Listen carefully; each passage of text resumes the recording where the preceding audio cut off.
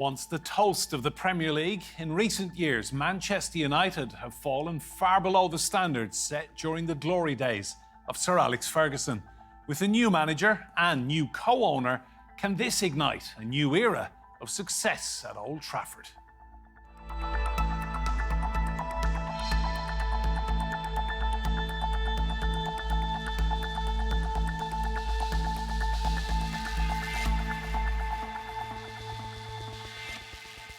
Hello and welcome to Roundtable. I'm Enda Brady. Now, Manchester United have appointed Ruben Amorim as their new manager. He's set to take charge at the end of this month. The Portuguese tactician replaces Erik ten Hag, who was dismissed after a string of poor results. Is this the new start Manchester United needs to rebuild the club? Manchester United, one of the biggest clubs in world football, if not the biggest. With 20 Premier League titles, the most of any English club, the Red Devils were unstoppable during the 90s and early 20s. Under the legendary Sir Alex Ferguson, United reigned supreme, claiming 38 trophies, including 13 league titles, 5 FA Cups and 2 Champions League titles. But since Sir Alex's departure in 2013, the Scotsman's legacy has been a tough act to follow. United have yet to lift a league trophy without him, leaving fans to wonder, are the club's glory days truly behind them? Ruben Amorim now becomes the sixth manager to take the reins at Old Trafford in the last decade. It comes at a time of change with the club's owners too. British billionaire Jim Ratcliffe bought a stake in the club earlier this year. In an effort to cut costs, he sacked hundreds of staff and terminated Sir Alex's ambassador role at the club, believed to be worth around $2.8 million each year. The restructuring comes amid a fifth straight year of financial losses, which has faced scrutiny from football's profit and sustainability rules. Now it's hoped a new chapter begins as Sporting Lisbon's Ruben Amorim, one of Europe's most promising young managers, steps in. Has Manchester United finally found the one to bring them back to the top? Well, let's meet our guests. Joining us from Manchester is Andy Mitten. He's a football journalist and the editor of United We Stand. And here with me in the studio, I'm delighted to say, is Mina Rzouki. She's a sports journalist and broadcaster. And Lance Santos, sports presenter and correspondent at TRT World. You're all very welcome to this roundtable. Andy, I'll come to you first of all. 2 words of advice we heard from Cristiano Ronaldo a few weeks ago about Manchester United. He said, rebuild everything. Would you agree? No, I wouldn't say everything. I think there's a lot of good people there. I think there's some good players there as well. And I also think Cristiano Ronaldo hardly helped the situation when he returned. Probably the best player I've seen in his first spell at Manchester United. It's very complex, and I understand his sentiment, because Manchester United are nowhere near as good as when Cristiano was there first time round. And how on earth has this been allowed to happen? Manchester United have spent, squandered hundreds of millions on mostly players who have not been a success. You have some huge name players. Fans welcome every single one of them in. They think the future is going to be brighter. And then it usually ends up with those players. And I'm talking 90% of them leaving with their reputations damaged, with nothing but a huge payout or a huge contract because Manchester United pay so much money. It's baffling at times because they're not the only huge club in the world with pressures. Barcelona, Real Madrid, Liverpool, they've all got similar pressures. There's similar levels of scrutiny that there is to Manchester United. They've employed some of the best coaches in the world. They've tried different tactics. Jose Mourinho, Louis van Gaal, Ole Gunnar Solskjaer had his virtues. Erik ten Hag was a really popular choice, and all of these coaches get heralded. People think that there's going to be a brighter future, there's a honeymoon period, but within 2 to 2.5 years all the coaches go. It's unfathomable at times, and I don't think the people who've made the decisions have done it intentionally. I'm not a fan of the Glazers owning Manchester United, and I do think change had to come there, and I am optimistic that life under Sir Jim Ratcliffe and the Ineos-led executives will be better eventually. And at least they're putting money into the club and not taking it out. But the level of underachievement is absolutely staggering, punctured by these occasional moments where United have won cups. The FA Cup win against Manchester City was a big surprise and a big delight for United fans as well.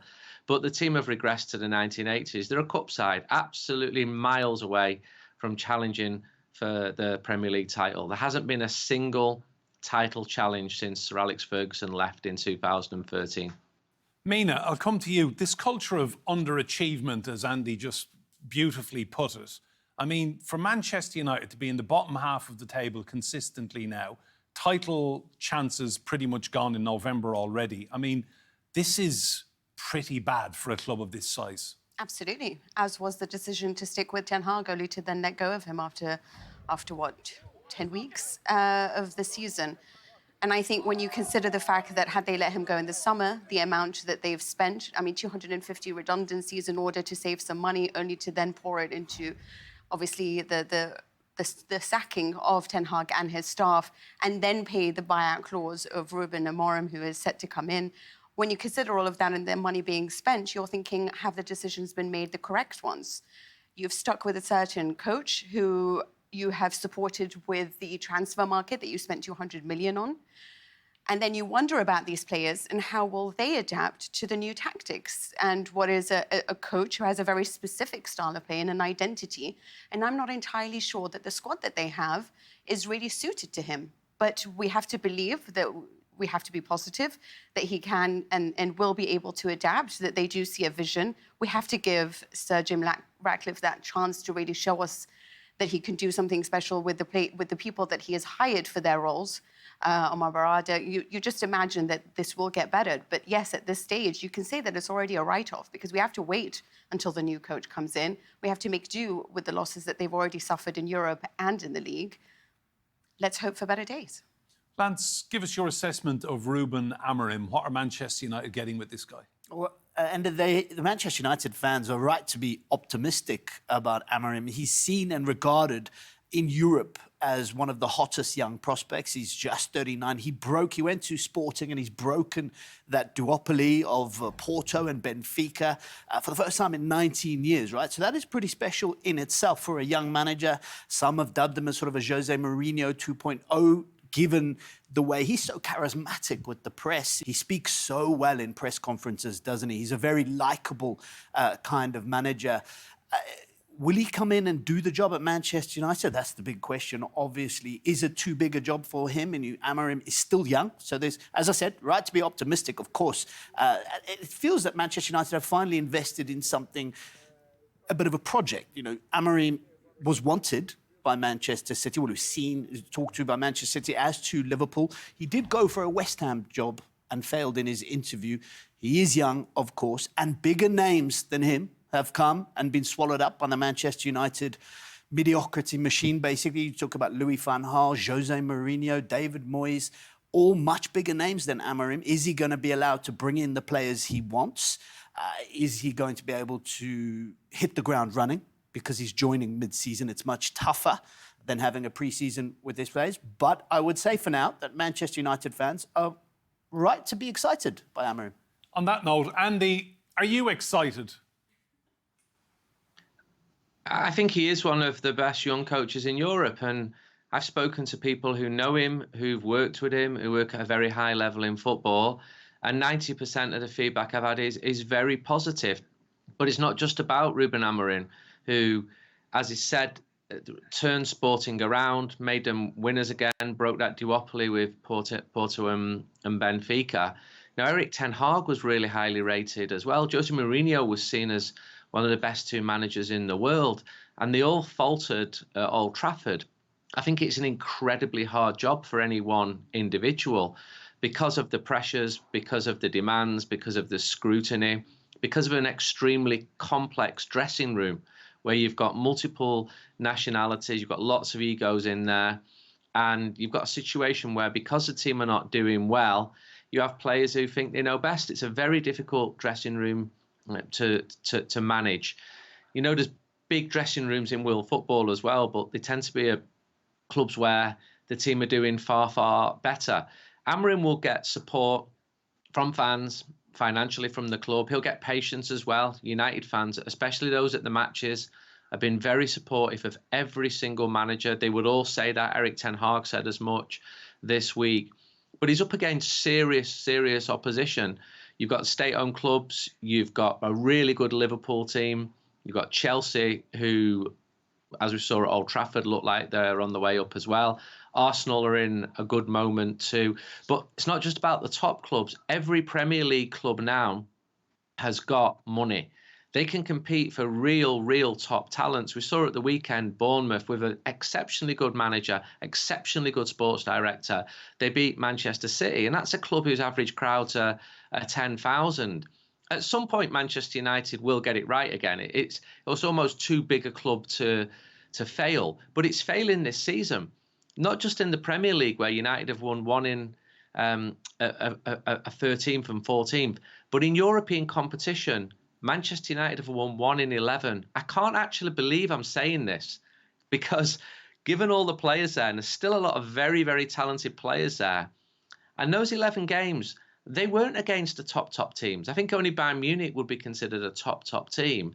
They were against middle-ranking European sides, and that's what Manchester United have become. Mina, it seems as if Manchester United is at a very crucial crossroads in its history. New owner, talk of a massive new stadium, huge investment, Ineos, Ratcliffe, and now Amorim coming in. How vital is it for this appointment to work successfully?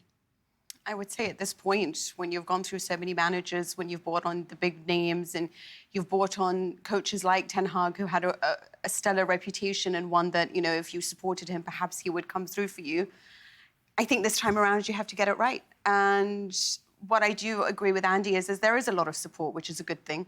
I think that you do have a club and a set of fans that are willing to go through these teething problems that they're going through at the moment. And hopefully there will be a stadium. They've got to decide on what's going to happen with that and what the decisions will be. But I think overall, when you look at, they've put all their eggs in their basket with Ruben Amorim. And I do think that he is a coach that comes with a stellar reputation for what he's built. But it's one of those where it either works out spectacularly or it's another huge failure, because he is a coach who has a set identity. And he does have a team that will have to be molded into that identity. And I think to a certain level, you have a coach who's worked so well with players who want to develop and train, not necessarily ones who've always come in with huge egos. If you look at sort of coaches around the world, you've got like the likes of Gianpiero Gasperini, who won the Europa League, one of the finest Italian coaches that there is. But when he did have a big job and was faced with dealing with a lot of big egos in a dressing room that wasn't to his liking, we saw big problems at Inter. And going back to Atalanta, a team that was willing to nurture him, where he was working with players who perhaps weren't well known, and this was their chance to grow, their chance to be in the spotlight. It was a beautiful relationship between him and the players, and then we see what Atalanta has achieved. European title. Exactly. But would I bet on Gasperini now for Manchester United? Probably not, because I'm not entirely sure that that would work for a big club. So I think going to Manchester United is even more difficult than I would say for other clubs, because it's all about what the city of Manchester want as well. It's understanding the fabric of the English game. It is a club that has such high demands, but has worked with a manager before that now only wants a head coach who only wants to focus on tactics, but at the same time has to get everyone to buy into these tactics. It's a very complicated equation. And perhaps I think that it would have been better to have gone for a coach who might have simplified this whole equation and just come in and been a little bit more adaptable and not necessarily come in with a strong identity. This is a project that needs a lot of support, and it may take a lot of time. How much time are people willing to give, considering the mess that they've caused before? Lance, let's talk about the squad. When I look at the Manchester United squad as a Liverpool fan, years and years ago, everyone from 1 to 11 would have walked into the Liverpool's team in the 90s. Nowadays, it's just not that way anymore.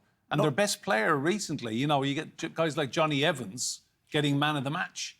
And he's, with the greatest of respect to him, deserved it in that game. Yeah, but Absolutely. he must be pinching himself. Like, what kind of a squad has he inherited? Well, you said, I mean, what kind of a strategy did Manchester United have? And when you want to look at the squad and you look at Manchester United's targets, what it is, because don't forget, Erik ten Hag won 2 trophies at Manchester United, and he said they're a cup side. Still lost his job. Obviously, the performances weren't there. With Manchester United, when they're buying new players And they spend extortionate amounts of money on players as well. Don't forget, Manchester United have the second highest wage bill in the Premier League, just behind Manchester City. So you've got a side that, as we've seen, is effectively a cup side. They're mid-table, but they are demanding the salaries, the equivalent of Manchester City, Real Madrid. They're demanding those huge salaries. But to talk about that squad, there is talent there. You look at Højlund, you look at Garnacho. There's talent for the future there for sure. Bruno Fernandes to lead it from the midfield. When they've made some of the signings, you're trying to eye what is your target with this. Signing the likes of Christian Eriksen, good player, really good player. Is he a title-winning player for Manchester United? You look at the other midfielders in the league, you're competing with the likes of, Salah, Rodri. Is that the level of signing Manchester United should be making? Because what does Manchester United want? Do you want to compete for the titles? Then you need to sign the bigger name players. When Harry Kane was available, Manchester United, in my opinion, they should have been absolutely all over Harry Kane. Imagine Manchester United had a Harry Kane up top right now. They'd be so much further up in the league. That was the moment for Manchester United to say, this is who we want to be. We want to go get England's captain. We want to go and we want to win games, get that striker. But instead, the strategy and the signing... They got a Dutch guy. What's his name? Rzouki? Yeah, Rzouki. Yeah. He's been a total... It was spectacular, I have to say, by the way. In the Dutch league?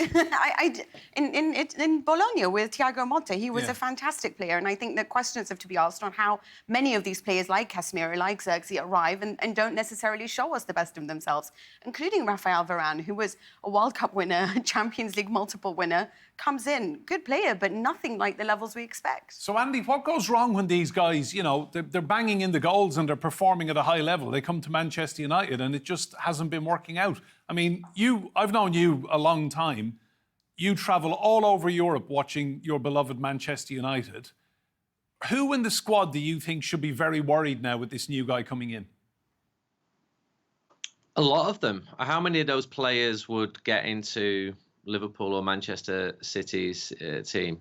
How many of them are elite class? And I speak to people in that dressing room all the time. I've got a lot of contacts there that have taken a long, long time to build up. Bruno Fernandes, you're right to mention Højlund, Kobbie Mainoo as well, Alejandro Garnacho, Lenny Yoro, who's yet to perform.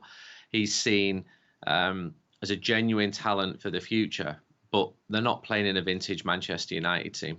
It's complicated, it's difficult, and it's become a talent-reducing factory. You get players like Rzouki, and as you say, I was in Italy a few weeks ago. I spoke to Bologna fans. They were devastated that he left them. They thought he was a fantastic player. He comes to Old Trafford, and already you can hear the murmurings and the dissatisfaction about him. Rafael Varane, he looked excellent in his first season. He did very well alongside Lisandro Martinez. He was injured too much. A lot of players get injured. The injury list at Manchester United is a real issue. It's something that Erik ten Hag kept pointing out last season, and he was right to do that. But it's carried on into this season as well. So I spoke to some players who are happy with the new medical team. You can't just go out and say people are being unprofessional, because no one wants to be injured. No doctor doesn't want to do his job well, but it's just another layer of complication. And the club try and be patient.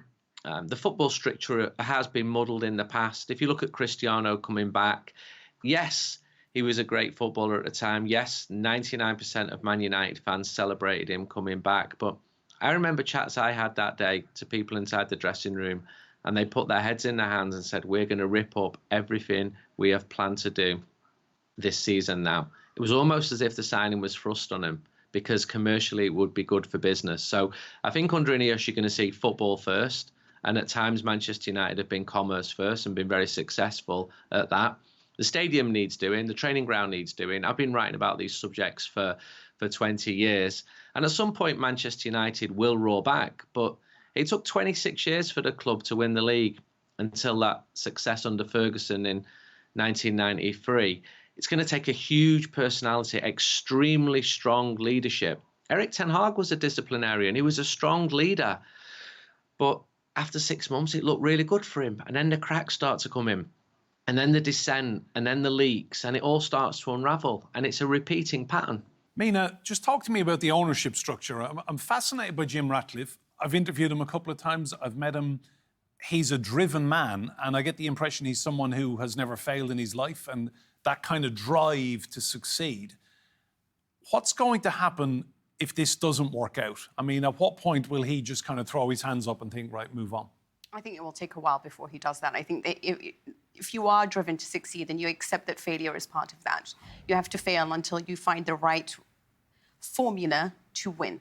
And I think that we've seen that from him in the past. He is somebody who will continue to tinker, and if it takes a little bit of money, and you have to look at the way that Erik ten Hag and that whole matter was discussed and treated, it's a case of, OK, we believed in him, it didn't work out, we will spend the money and we'll have to be OK with it because we need to move forward in a direction, and we realise that we made a mistake. He's brought in a sporting director, he's brought in Dan Ashworth, he's brought in members of a directorial unit that can make the difference. I think that when you look at the best clubs around the world, they have simple structures in place and people that they've depended on for many years. Manchester City is a great example. Real Madrid is a great example. They've always had exactly the same people. They know who their head scout is, and it's building up. But you have to find those right people who then, when they work as a collective, it makes it much easier for the coach who comes in to just adapt to them and grow with them. And then they know how to satisfy his needs as well to create a strong team. I think that's what they need to figure out. It's almost as if sometimes there's just too many people at United, too many voices. So it's about cutting those away, creating a small structure, but one that has a big voice that works well together.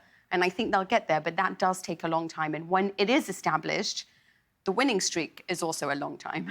Lance, just on that point, what Mina said, too many voices. For decades at Manchester United, there was one voice that counted, and he delivered unbelievable success. So do you think the modern football structure can ever be what it was in the years of Ferguson? No, I think the game has completely moved on. I completely agree with Mina in terms of leaning out Manchester United. And that one voice you talked about, Sir Alex, he's also been cut from Manchester United. And I think, I mean, perhaps the Manchester United fans will disagree with me, but I think, you know, what Sir Jim is doing there is getting rid of a lot of the external noise, getting rid of a lot of the bloated club, Manchester United. And I actually think that by appointing Amorim, it shows that a real sense of direction as to where Manchester United want to go. I'm very optimistic about Amorim. I think that's the kind of target Manchester United should be going for. And I think with the new stadium on the horizon, if the football and the transfer strategy can start to work again, Manchester United is not as rock bottom as people think. They're still one of the, if not the most supported clubs in world football. They've got 500,000 paying members. They record attendances year on year. Just get the stuff on the pitch right. And I don't think they're as bad as we make out. I think they've had a rough couple of seasons, lacking direction, lacking strategy on and off the field. And once that gets sorted out, I think Manchester United will be challenging for the top four, not the title yet. That's too soon.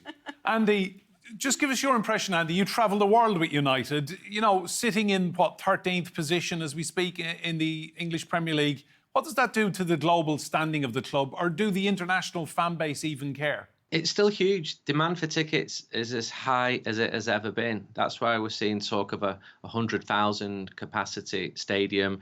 People really struggle to get away tickets. Fenerbahce away a couple of weeks ago, the away end was sold out for a Europa League game, watching a team that don't win in Europe anymore. I was on the pre-season, huge crowd, 70,000 to watch Manchester United play Arsenal in Los Angeles. I was in Singapore a couple of years ago, 60,000 to watch United against Inter Milan. I would say 1,500 of them were Inter fans. The rest, that many, were Manchester United fans. And because the team is so bad, people are also, I wouldn't say attracted to it, but they're fascinated by it. They keep looking at the car crash and thinking, how on earth is this happening? And it's gone on and on and on. And you get the cycle of the new players coming in, sometimes for huge fees. Paul Pogba was a record transfer fee. It's a very compelling storyline. I remember when I knew you, Enda, as a young journalism student, there were Man United fans who were actually bored with how good the team were. Oh, for those days. I can remember people coming out of Old Trafford and it was like, yeah, another 2-0 win, another 3-1 win. Oh, for those days. It seems a long, long time ago. But I think there's been some really good points about too many chiefs there. I met Ineos in April and in May, and they're like, look, the Glazers have not been very good at running this. We think we can do a better job. And Erik ten Hag lost his job because they think that Ruben Amorim can do a better job. Let's see what happens. It's not going to be dull watching it. I know that for sure. Lance, briefly, prediction, how long until they win the Premier League title again? The Premier League title, is that the target for Manchester United to be successful? I think Amorim has been brought in to win the title, hasn't he? The title's so hard because then you're talking about Manchester City, your team, Liverpool. Look how well Slot's done in his first season. I think genuinely having a deep run in the Champions League, finishing in the top 4 in the next 2 to 3 seasons for Amorim will be seen as a success. I think way too early to be saying, can he win the Premier League? Not yet. Not yet. A while. Mina, Lance and Andy, thank you all for your contribution. As a Liverpool fan, this was a wonderful roundtable. Remember, you can see more discussion and debate on our YouTube channel. Just search for Roundtable TRT World. But for now, from me, Enda Brady, and all of the team here, goodbye and thank you for watching.